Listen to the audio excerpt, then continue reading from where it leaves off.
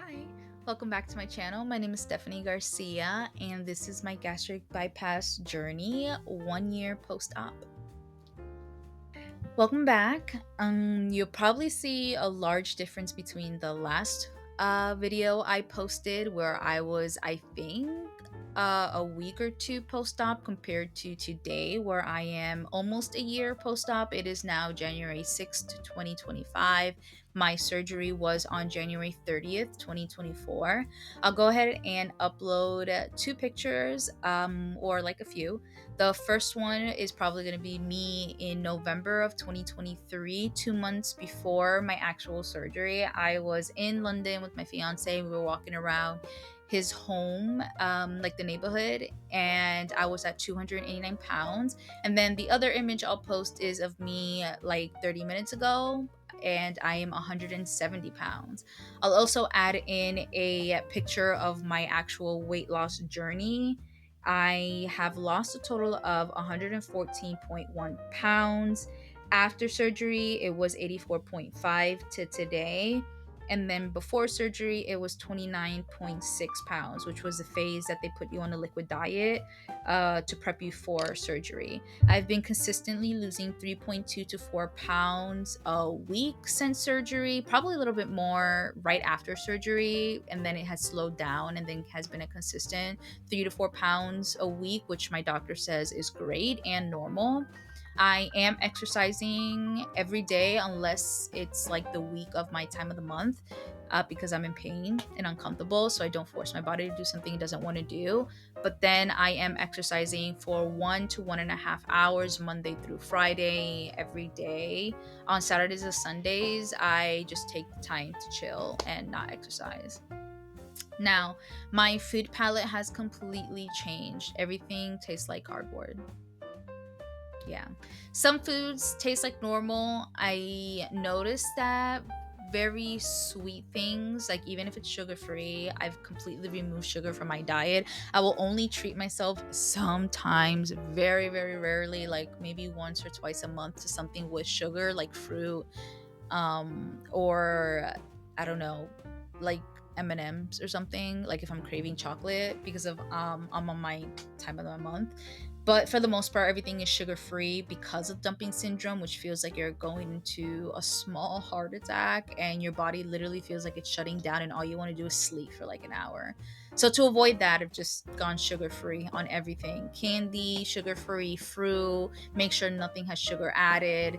If I do have any sugar, it's literally maybe like half a tablespoon of a raw turbinado sugar that I put into my coffee, which I reintroduced into my diet at 7 months post op. And again, I keep it to only 1 cup of coffee in the morning.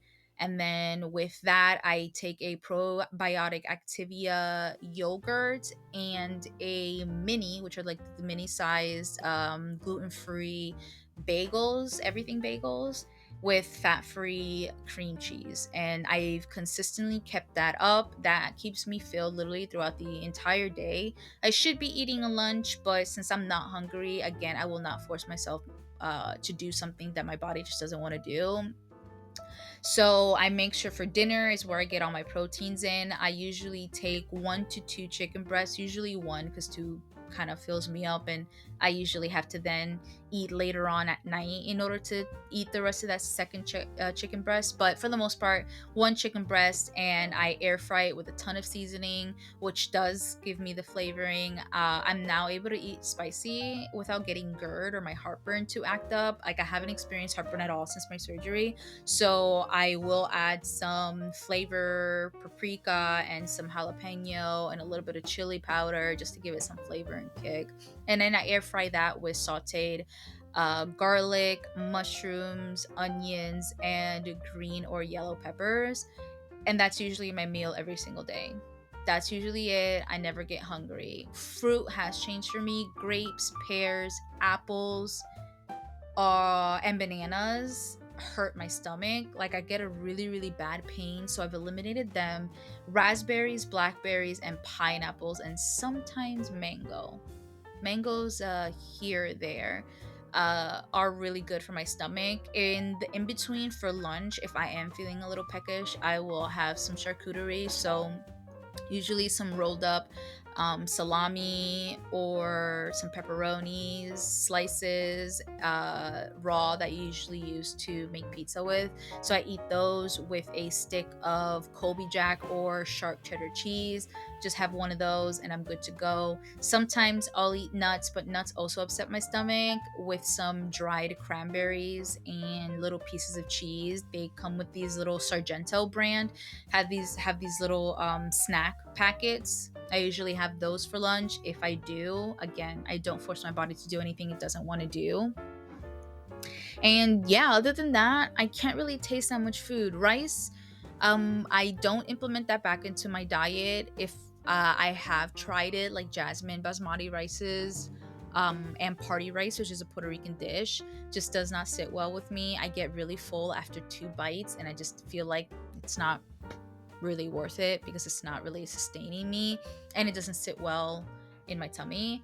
So quinoa also just doesn't sit well with me. A lot of things just taste like cardboard. Pork does not taste good. Bacon does not taste good anymore. Some things just don't taste like anything at all, or just taste like literally cardboard. Like there's no flavoring, but there's just something there that tastes very off. So I just don't eat it.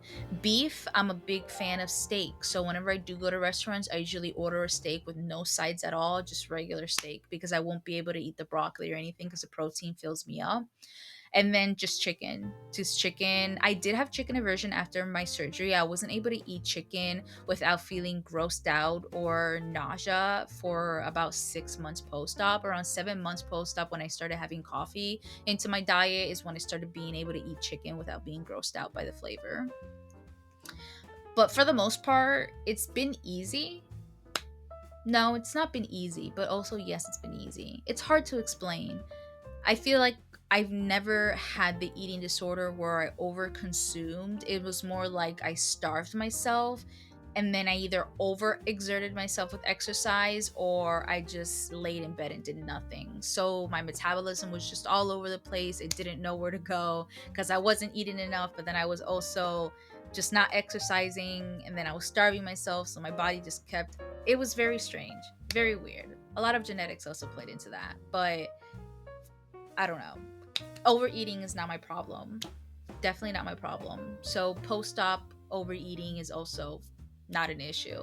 I don't really eat a lot, but it's easier now when I have a smaller stomach to eat a simple good breakfast, have a simple charcuterie options for lunch, and again, it's always something, or it's always at least food that is the size of my fist. Those are the portions that I stick to. And then for dinner, I make sure that I chop everything up, and again, everything is the size of my fist. Usually dinner, because I try to keep to the protein of 19 grams a day.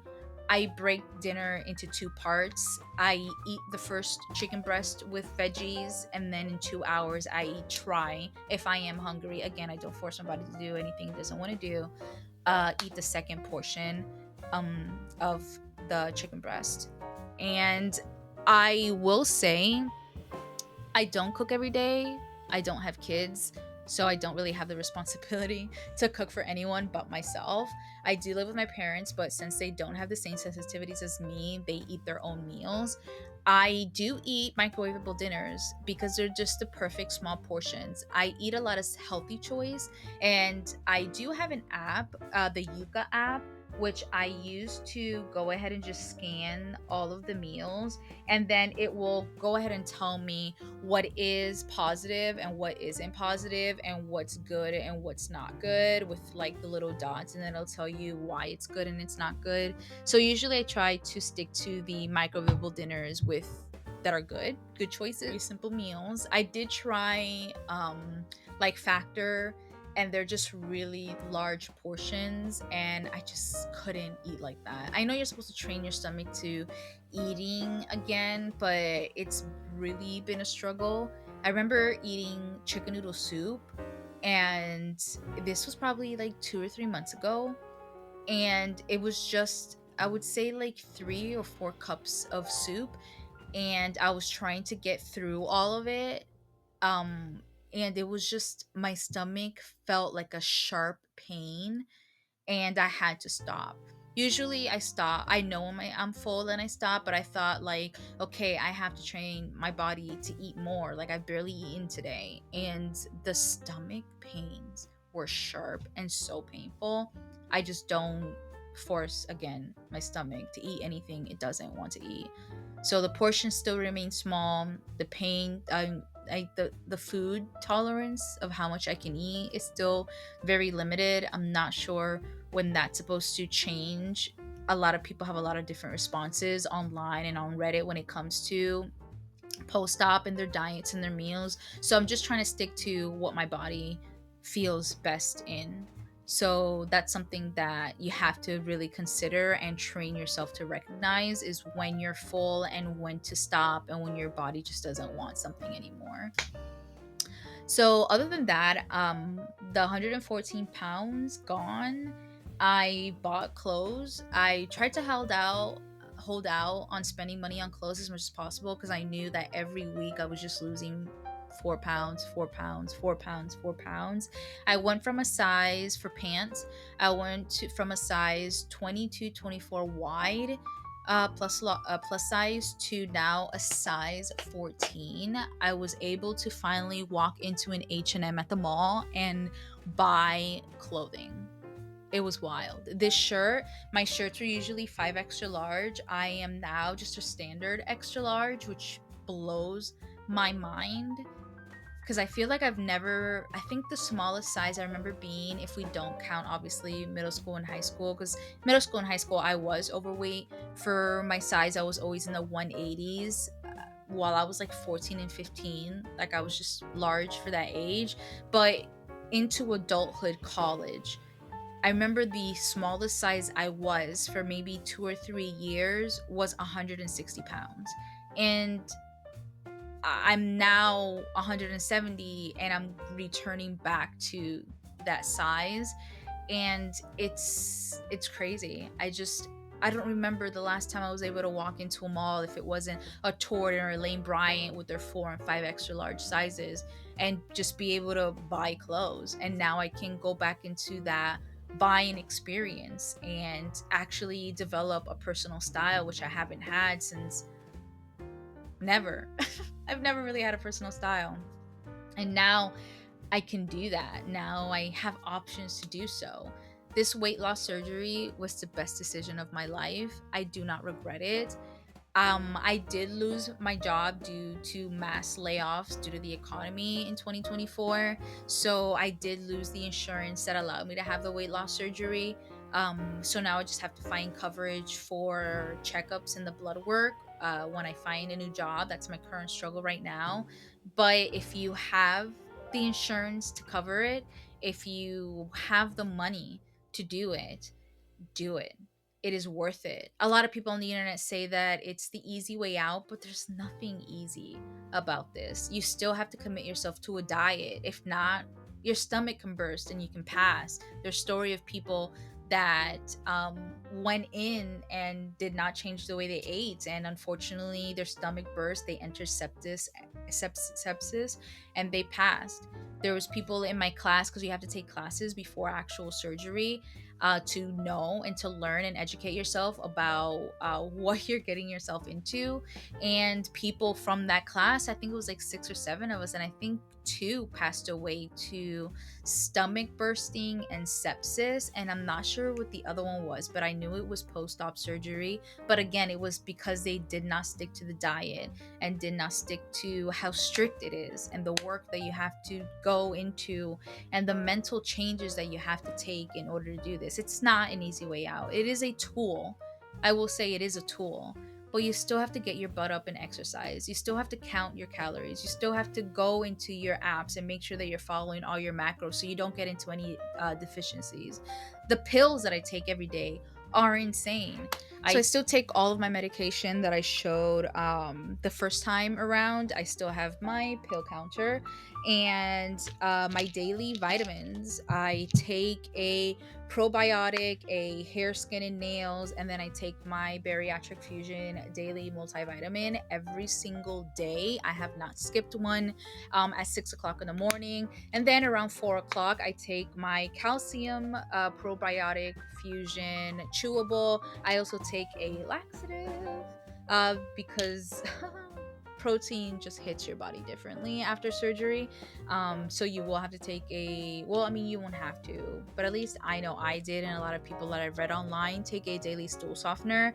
I also take a medication for my hair, skin, and nails because the way my hair has fallen out is crazy.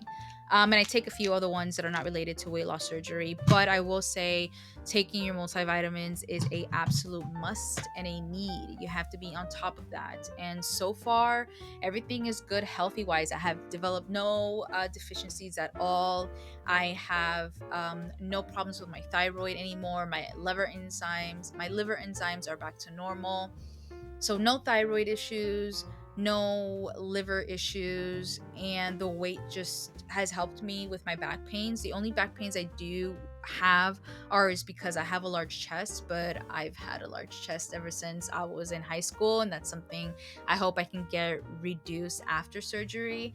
I will say it is a mental fight because when I'm naked, I look like a melted marshmallow. That's the best that I can describe it as, a melting marshmallow. So it's wild to look at yourself in the mirror. It's cool because you see the progress, but it's also not very appealing. You have to learn how to love your body and love yourself. I have been super critical about taking care of my skin, my hair, my nails, my teeth. So it's dedication to yourself and learning to love yourself, and it's not easy. If you have any questions, you can ask them. My last two videos didn't get any views, but I am holding myself accountable. I saw myself from the first videos, and I'm looking at myself today, and I am completely shocked because when you're in the moment, I'll post pictures of literally November 2024 when I was with my fiance, and pictures of me recently in a month, and it's crazy to see myself. I look at myself in the video, and I knew that I was a big girl. Like, that's obvious. I was a big girl, and I still mentally see myself. I wouldn't consider it to be body dysmorphia, but my mom tells me, "Oh my gosh, you're so thin now." I don't consider myself to be thin. I still feel like that big girl, even though I physically feel different and I'm fitting into size 14 clothing. It's still a mental fight, and it's very interesting. It's wild. So I'm gonna keep posting videos because at the end of the day, I'm looking back at it and I'm like, girl, the work.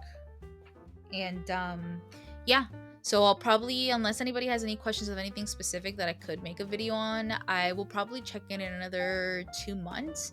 I did want to post videos about what it's like to travel as a gastric bypass like post-op, because you're not eating the same and you have to schedule medication and foods differently when you travel. So that's something I'm interested in doing. I do have trips for my birthday coming up. I also have videos that I could post if you guys are interested in what it's like eating at a restaurant and ordering as a gastric bypass surgery patient, and just exercise and movement. And yeah, you let me know. If not, I'm gonna tell you anyways in 2 to 3 months. Thank you so much for watching and have an amazing day. My final thoughts after 1 year post-op is, if you can do it, do it. It's life-changing. It's worth it. I think I look amazing, and I'm only looking forward to just this new life. And if you're struggling with weight and you've been thinking about it, it's tough, it's hard, it's not an easy way out, but it's an incredible life-changing tool, and you should just do it.